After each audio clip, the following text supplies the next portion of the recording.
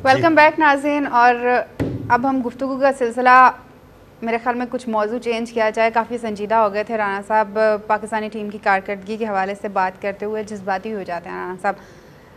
गुफ्तगू का कुछ मौजू चेंज करते हैं। अलीम डार साहब, आप भाभी बहुत माशाल्लाह प्यारी हैं, सादा सी हैं।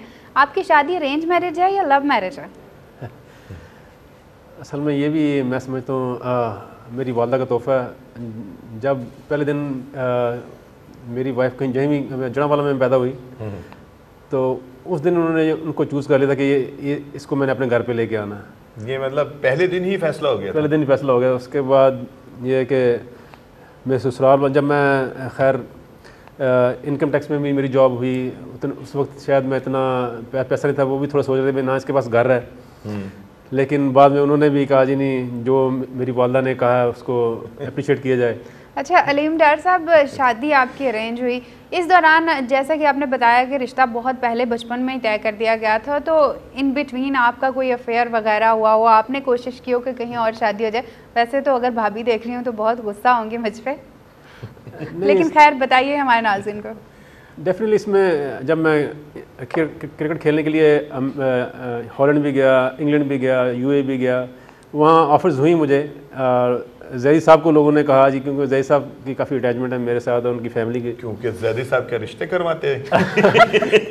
तो लोगों ने उनसे भी कहा, तो लेकिन उन्होंने भी कहा जो वालदा का फ़ैसला। लेकिन मैंने भी कहा जहाँ वालदा की ख्वाहिश है वहाँ ख्वाहिश पूरी होनी चाहिए। अच्छा, अल्लाह का शुक्र है कि मैं सेटिस्फाई हूँ और अभी बड़ा खुश हूँ। साबित कदम हैं आप? हाँ जी बिल्कुल, हैं अभी तक नहीं। वैसे कभी अब भारत में तो हमारे खिलाड़ी जाकर काफ़ी ज़्यादा इधर उधर हो जाते हैं, बहक जाते हैं।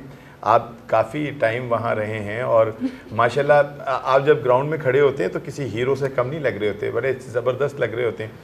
तो आप काबू में कैसे रहे? भाभी की तरफ से टेलीफोन वगैरह आता रहता था कि भाई सीधे ही रहना, या तबीयतन आप ऐसी हैं? बस शुरू से ऐसे, जैसे वाइफ ने कहा कि अल्लाह का शुक्र है कि है ना कि नमाज बुराइयों से रोकती है। मेरी शुरू से आता है कि मैं नमाज़ पढ़ता हूँ और ये वाकई सही किसी ने कहा कि नमाज बुराई से रोकती है। और मैं इंडिया में गया तो वहाँ कह रहे जी लोग आपकी शक्ल सलमान खान से मिलती है। अच्छा। तो ये कि बड़ी लड़की, हमें लेटर्स आ रहे हैं कि ये अलीम डार सलमान खान के भाई तो नहीं। अच्छा। तो इस तरह के वो मीडिया वालों ने मेरे से बात की। नहीं तो, लेकिन सलमान खान तो कभी कमीज पहन कर ही नहीं रखता। मैं कभी उतारता नहीं।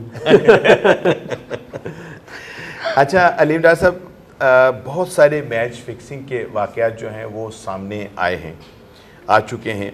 मैं आपसे आज ये मौके का फ़ायदा उठाते हुए पूछना चाहूँगा, क्या ये फिक्सिंग में अंपायर्स जो हैं ये भी शामिल होते हैं? इनको भी ख़रीदा जाता है? कभी आपको कभी ऑफ़र हुई? इसमें ये अल्लाह का शुक्र है जी, मेरी ये आदत है कि मैं जहाँ भी मैच करने जाता हूँ, मैच के बाद सीधा मैं घर में कह रहा हूँ होटल में जाता हूँ। ना मेरे से किसी से मिलना जुलना, जो ही पुराने दोस्त हैं उनसे भी यहाँ भी मिलता हूँ। तो एक दो फ़ोन कॉल मेरा ख्याल अंपायर्स को आई इस तरह की, लेकिन उन्होंने फ़ौरन आईसीसी के बंदों को इन्फॉर्म कर दिया। लेकिन अल्लाह का शुक्र है मेरे साथ कभी ऐसी किसी की फ़ोन कॉल नहीं आई कि आप भी इस कार खैर में हिस्सेदार हो सकते हैं, आपको नहीं आई? नहीं, अल्लाह का शुक्र है जी। आप अगर ये समझते हैं मेरा बेटा खुद अल्लाह का शुक्र है बड़ा कुरान का हाफ़िज़ बन रहा है, अगर आप इस तरह की सोच रखेंगे तो फिर मैं समझता हूँ ये सारी चीज़ें बिल्कुल बेमानी हैं। अच्छा, अब अगर हम अपनी क्रिकेट को देखते हैं अलीम डार साहब, तो हमें ना इसमें जावेद मियांदाद, ज़हीर अब्बास, इंज़माम उल हक, इमरान